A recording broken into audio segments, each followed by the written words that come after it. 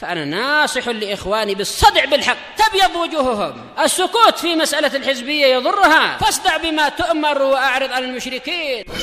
سلامي على دماج ورجالها والشيخ يحيى ودار العلم يا سعد بانيها.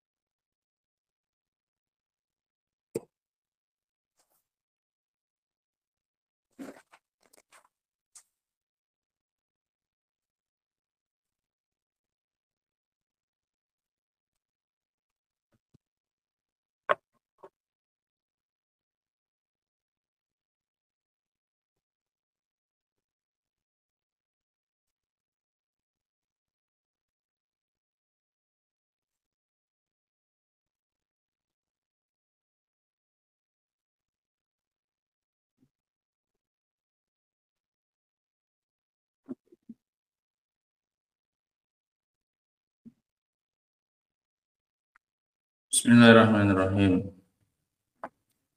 Alhamdulillah wassalatu wassalamu ala Rasulillah wa ala alihi wa sahbihi wa man wala.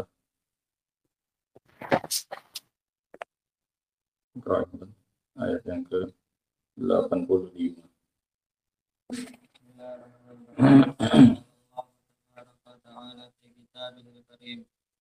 فأثابهم الله بما قالوا جنات تجري من تحتها الأنهار خالدين فيها وذلك جزاء المحسنين. والذين كفروا وكذبوا بآياتنا أولئك أصحاب الجحيم. Bismillahirrahmanirrahim. Qala Allah Ta'ala fi kitabihil karim. Fa'athabahumullahu bima qalu jannatin tajri min tahtihal anhar khalidina fiha. Maka Allah Subhanahu wa Ta'ala pun membalas mereka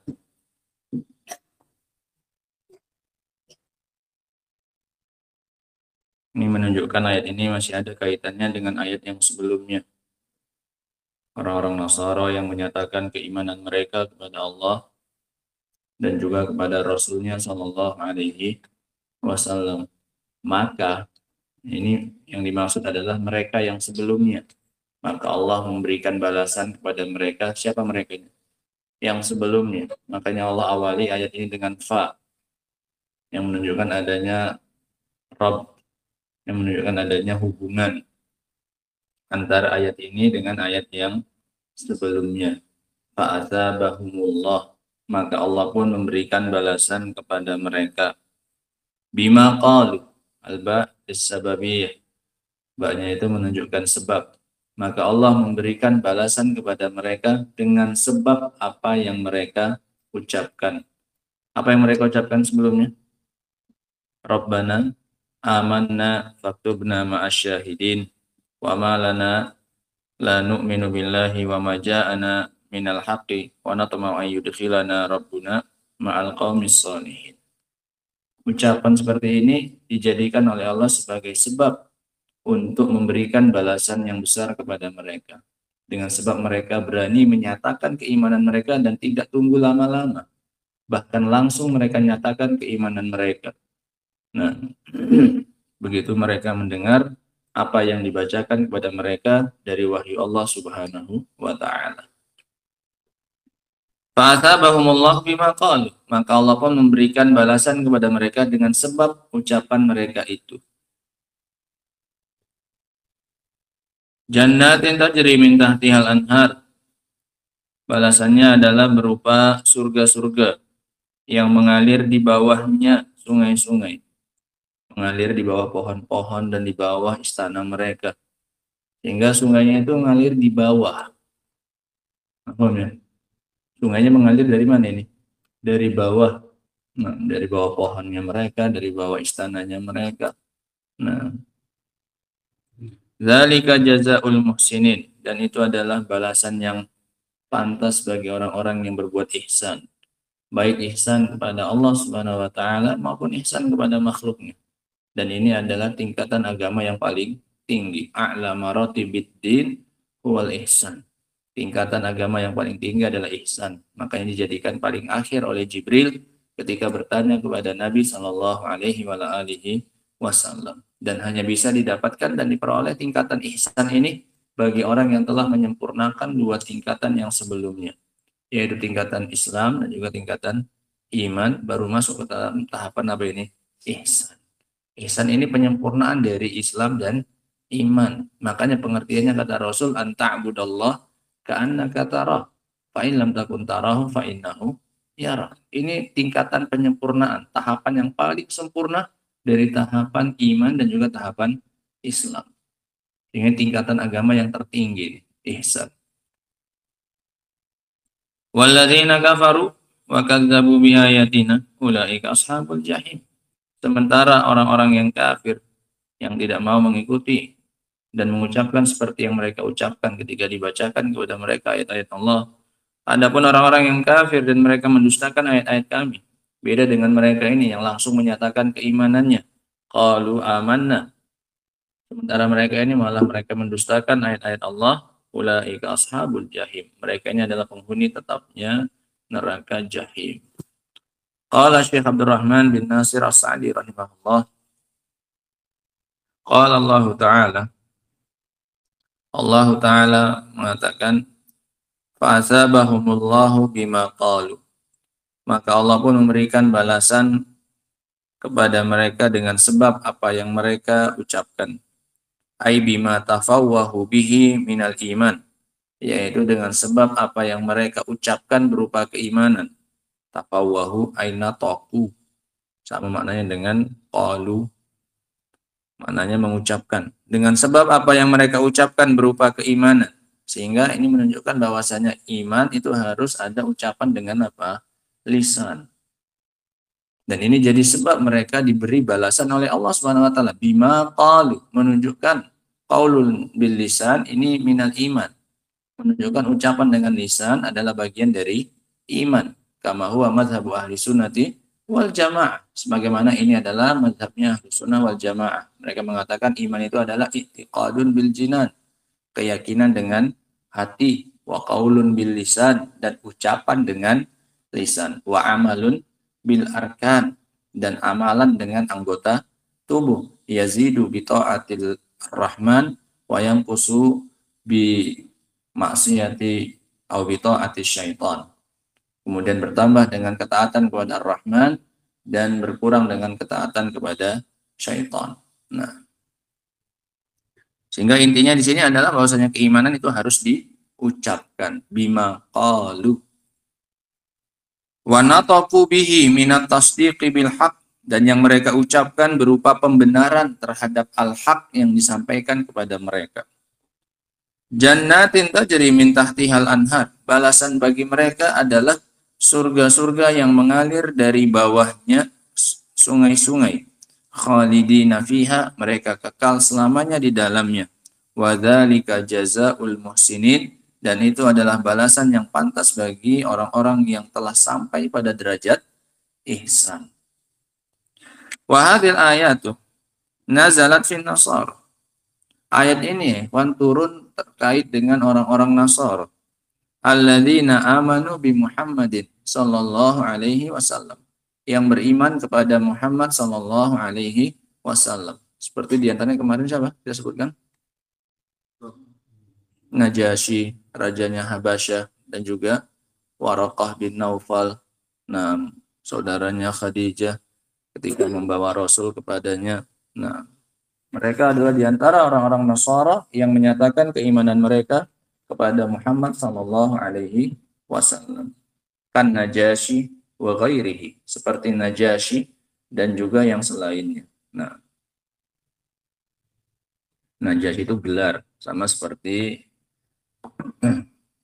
Kaisar dan Kisra. Itu gelar, bukan namanya. Najasyi ini juga gelar bagi raja-raja apa ini? Habasyah. Namanya adalah Ashamah, namanya Najasyi. Sama seperti kaisarnya Romawi saat di zamannya Nabi itu namanya Heraklius, Herakl. Nah, gelarnya apa? Kaisar. Nah, sehingga Najasyi ini juga gelar, namanya adalah Ashamah. Nah. Dan yang selain dia, mimman amana minhum, dari yang beriman di antara mereka. Wa kadzalika la yazalu yujadu fihim man yakhtaru dinal Islam. Dan juga terus ada dari orang-orang Nasara ini yang memilih agama Islam sampai sekarang. Lebih banyak yang masuk Islam dari kalangan Nasara daripada yang lain-lainnya. Karena memang sudah dinyatakan oleh Allah sejak dahulu bahwasanya mereka lebih dekat kecintaannya kepada kaum mukminin. Sehingga wajar kalau lebih banyak yang masuk Islam itu dari Nasara. Nah, wa yatabayyanu lahu butlanu makanu alaihi, dan jelas bagi dia kebatilan agama yang dulu dia yakini. Wa hum aqrabu minal yahudi wal musyrikin, dan mereka ini lebih dekat daripada orang Yahudi dan orang musyrikin ila dinil Islam, kepada agama Islam, sebagaimana yang dinyatakan oleh Allah Subhanahu wa taala, sehingga persentase masuk Islamnya mereka pun lebih besar dibandingkan masuk Islamnya orang dari agama yang selain Nasara. Karena memang sudah dinyatakan oleh Allah mereka lebih dekat dengan kita daripada yang selain mereka. Qala rahimahullah, walamma dzakara thawabal muhsinin, setelah Allah menyebutkan tentang balasan bagi orang-orang yang berbuat ihsan, zakara iqabal musiin, setelahnya Allah menyebutkan hukuman bagi orang-orang yang berbuat jelek. Dan ini adalah kebiasaan Al-Quran. Setelah menyebutkan targhib, setelahnya diiringi dengan tarhib. Setelah ada motivasi, biasanya setelahnya ada apa ini? Ancaman. Supaya seorang hamba itu punya dua sayap untuk terbang. Ketika disebutkan ayat-ayat tentang balasan bagi orang-orang yang berbuat baik, kasih surga dan yang lain-lainnya, maka akan tumbuh sayap apanya? Sayap rojaknya. Rasa harapnya akan tumbuh. Akan tumbuh rasa tamak dan keinginan mendapatkan rahmat Allah tersebut. Kemudian setelahnya diiringi agar tidak terlalu berlebihan rojaknya sehingga membuat dia terlalu percaya diri akan mendapatkan rahmat tersebut, perlu diimbangi dengan sayap satunya, sayap al-khauf, sayap takut. Makanya setelahnya sering disebutkan beriringan ayat-ayat tentang apa ini? Neraka dan hukuman bagi orang-orang yang berbuat maksiat. Di sini juga sama. Tadi disebutkan pahala bagi orang-orang yang muhsinin. Sekarang setelahnya lawannya, supaya seimbang. Tumbuh rasa harapnya dan tumbuh rasa takutnya. Nah, qala, kata Allah Subhanahu wa taala, walladzina kafaru wa kadzdzabu biayatina, dan orang-orang yang kafir dan mendustakan ayat-ayat kami, ulaika ashabul jahim, mereka adalah para penghuni neraka al-jahim. Li'annahum kafaru billah wa kadzdzabu biayatih, karena mereka mendustakan Allah dan mendustakan ayat-ayatnya, al-mubayyinati lil haqqi, yang membenarkan dan menjelaskan kebenaran. Sehingga ini, Ikhwan, selesai kita dari membahas beberapa ayat yang terkait dengan orang-orang Nasara. Nah, di awalnya Allah membuat perbandingan antara kedekatan orang Nasara dengan orang Nasara dan orang Yahudi dengan kaum muslimin. Kemudian Allah nyatakan bahwasanya orang Nasara lebih dekat Allah sebutkan sebab-sebabnya, diantaranya adalah mereka ada kisisinnya dan ada ruhbannya, dan mereka juga kalau dibacakan kepada mereka ayat Allah mereka menangis dan tidak sombong, dan seterusnya dari sebab-sebab yang menjadikan mereka lebih dekat kepada kaum muslimin dibandingkan orang Yahudi dan juga orang-orang musyrikin. Nah, adapun faedah yang bisa kita ambil dari dua ayat ini, faedah dari ayat yang ke-85 sampai ke 86. Yang pertama adalah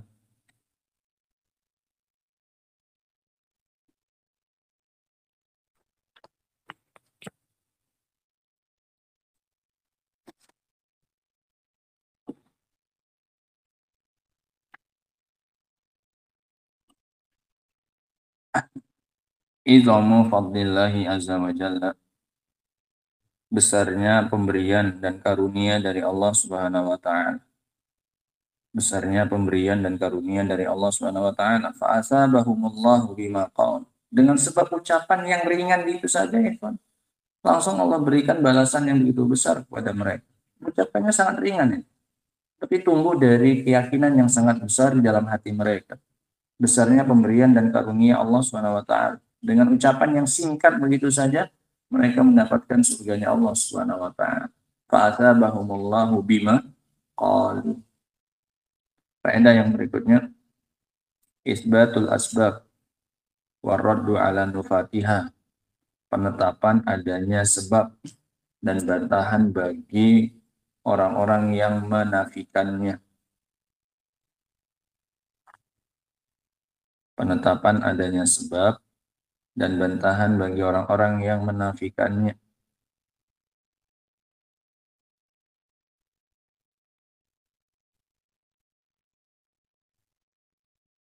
Nah, dari mana ini kita ambil? Bima qalu, dengan sebab apa yang mereka katakan. Ada yang namanya sebab, penetapan sebab. Nah, yang ini bantahan bagi orang-orang yang bertawakal kepada Allah Subhanahu wa taala tanpa melakukan sebab dan bersandar sepenuhnya kepada takdir Allah Subhanahu wa taala. Kalau memang Allah takdirkan pasti akan terjadi, kata mereka. Bahkan walaupun tanpa sebab. Betul, Allah SWT mampu menciptakan sesuatu tanpa apa ini? Sebab. Tapi bukan hikmahnya Allah SWT menciptakan sesuatu tanpa apa ini? Tanpa sebab. Allah jadikan mereka masuk ke dalam surga dan mendapatkan kenikmatan, ada sebabnya. Bima qalu, dengan sebab apa yang mereka ucapkan. Nah.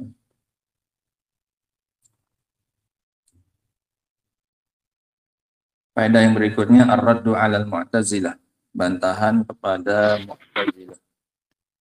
Bantahan kepada Mu'tazilah, alladzina yaqulun annal iman wal a'mal iwadun an dukhulil jannah, yang mengatakan bahwasanya iman dan amal adalah bayaran untuk masuk surga. Bagi mereka wajib Allah Subhanahu wa taala memasukkan mereka ke dalam surga. Kalau sudah beriman dan mereka beramal saleh, maka wajib bagi Allah untuk masuk, karena mereka sudah bayar. Pakai iman, pakai apa? Nah, padahal itu hanya dijadikan oleh sebagai apa ini? Sebab, bukan sebagai apa? Iwal. Baknya bukan bak iwal. Baknya bak sabab. Paham bedanya ini ya? Kalau iwat, maka mau nggak mau kamu harus mendapatkan apa yang kamu inginkan, karena kamu sudah ngasih apanya? Kamu sudah ngasih apanya? Harganya.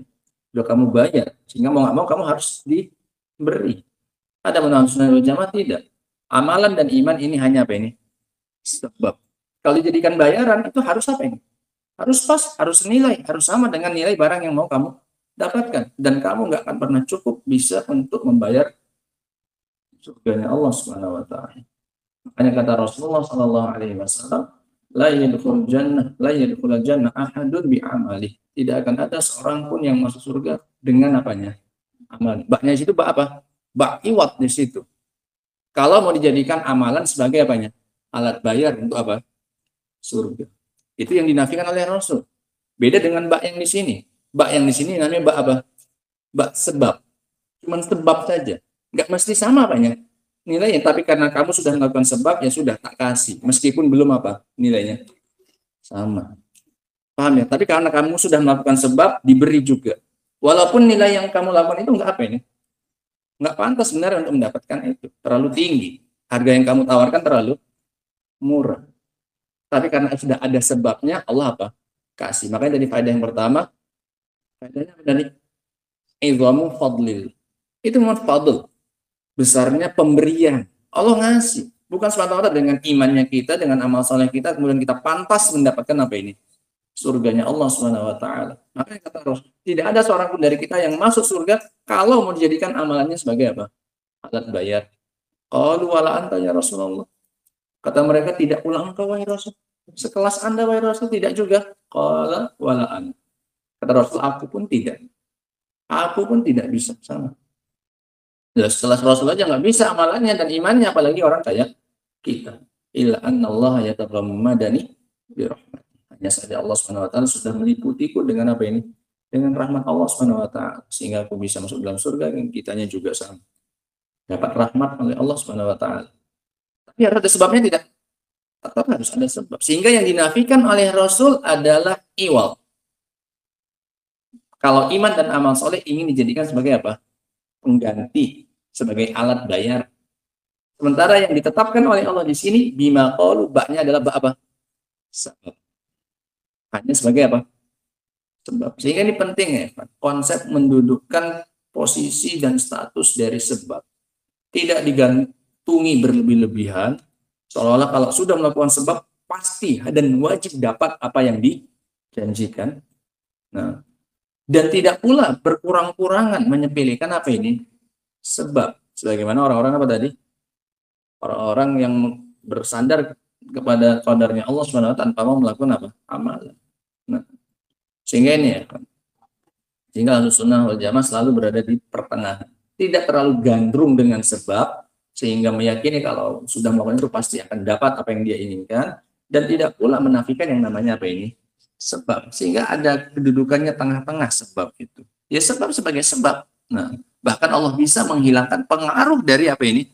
Sebab. Karena selain sebab, ada musabbib. Dalam konsep melakukan usaha itu, ada sebab, ini usaha yang kita lakukan, ada musabbib, ada pencipta sebab. Nah, pencipta sebab ini punya kemampuan untuk memberikan pengaruh dari sebab ini atau menghilangkan pengaruh dari sebab. Sebab itu nggak mesti datang pengaruhnya. Api yang sudah pasti jadi sebab untuk membakar, pasti sudah. Yang nggak pernah kebakar pun pasti tahu itu. Anak-anak pun tahu, nggak pernah kena api pun dia tahu itu panas. Tapi ketika Allah Subhanahu wa taala itu sebab sudah hukum alam pun bahkan hukum pasti api sama dengan apa? Panas dan membakar. Tapi ketika Allah berkehendak, Allah cabut pengaruh sebabnya. Sababiyahnya Allah hapus. Nggak berlaku saat Allah menyelamatkan Nabi Ibrahim. Saat Ibrahim dicampakkan ke dalam neraka, dalam api, nggak berlaku hukumnya. Allah cabut fungsinya api tadi. Nggak jadi sebab untuk apa? Membakar. Padahal sudah pasti itu. Secara ilmu pasti api seperti itu fungsinya dan sebab untuk itu, tapi bisa Allah apakan? Hilangkan. Menunjukkan bahwasanya di atas sebab masih ada apa ini? Musabbib, yaitu pencipta sebab. Minum obat. Sebab tidak? Sebab untuk kesembuhan. Tapi jangan lupakan di sana ada musabbib, ada pencipta sebab. Yang kalau Allah berkehendak akan Allah hilangkan pengaruh dari apa? Sebab itu. Apalagi obat. Yang mungkin masih diperselisihkan antara dokter yang satu dengan dokter yang lainnya. Kalau api nggak ada orang berselisih. Mau orang Indonesia, mau orang luar sana pun semuanya sama. Api untuk ini. Sebab untuk membakar, sebab untuk menimbulkan panas. Sepakat semuanya. Apalagi cuma obat.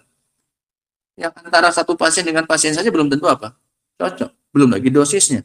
Takarannya belum tentu sama antara yang satu dengan yang lain. Dokternya juga bisa beda-beda menentukan takarannya. Kalau obatnya sama. Belum lagi dokter yang lain bisa ngasih obat yang lain lagi sesuai dengan kadar ilmunya dia. Kadar hasil diagnosanya dia dan lain-lainnya. Sehingga untuk apa digantungi sebegitunya? Sampai-sampai kita melupakan siapa ini? Musabbib. Siapa? Pencipta sebab. Siapa ini? Allah Subhanahu wa taala.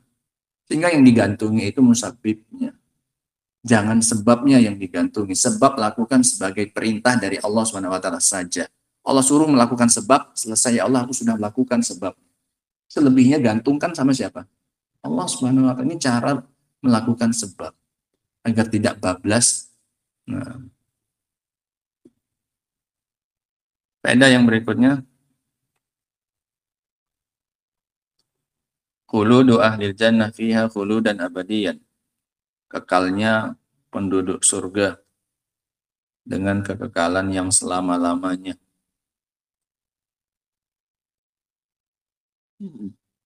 Karena khulud itu nggak mesti selamanya. Kalau bahasa kita repot.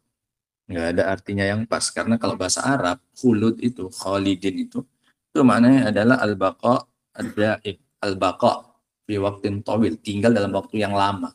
Bisa jadi selamanya, bisa jadi tidak. Makanya sering ditambahkan oleh Allah abada. Nah, dan itu sudah pernah kita bahas ketika membahas ayat surah An-Nisa tentang hukuman bagi pembunuh. Kalau sebutkan khalidin, mereka apa ini? Kalau bahasa kita jadinya kekal. Apakah pembunuh itu kafir? Jelas apa? Tidak. Nanti bagaimana ayat itu? Di antaranya itu. Bahwasanya makna khulud itu adalah tinggal dalam waktu yang sangat lama. Nah, itu untuk neraka. Adapun untuk surga, kalau sudah masuk maka jelas khalidin fiha abadan. Udah pasti selamanya. Karena nggak ada cerita kalau udah masuk surga keluar kemana? Neraka. Yang ada dari neraka masuk kemana? Surga. Nggak ada kalau udah ngetes dulu neraka kemudian dikeluarkan. Nggak ada cerita. Yang ada dari neraka baru pindah kemana? Surga. Kalau udah masuk surga pasti selamanya tidak? Nah, selamanya. Kalau neraka nggak mesti selamanya. Ada saatnya ada bagi orang-orang tertentu dipindahkan kemana? Ke surga. Nah, faedah yang berikutnya.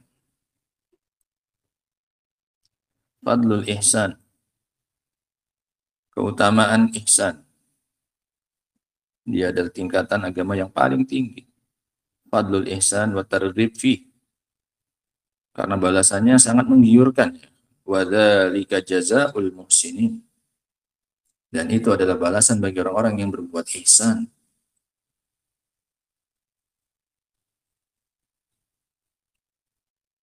Faedah yang berikutnya. At-targhib wa tarhib. Anjuran untuk memberikan motivasi sekaligus ancaman. Anjuran untuk memberikan motivasi. Motivasi itu dorongan, diiming-imingi, dan ancaman sekaligus. Dan ancaman, takut-takuti. Agar tumbuh dua sayapnya. Sayap harap dan rasa sayap takut. Agar dia punya sayap sehingga bisa terbang. Kalau satu aja nggak bisa terbang. Nah. Sehingga targhib, motivasi akan menumbuhkan sayap harapan.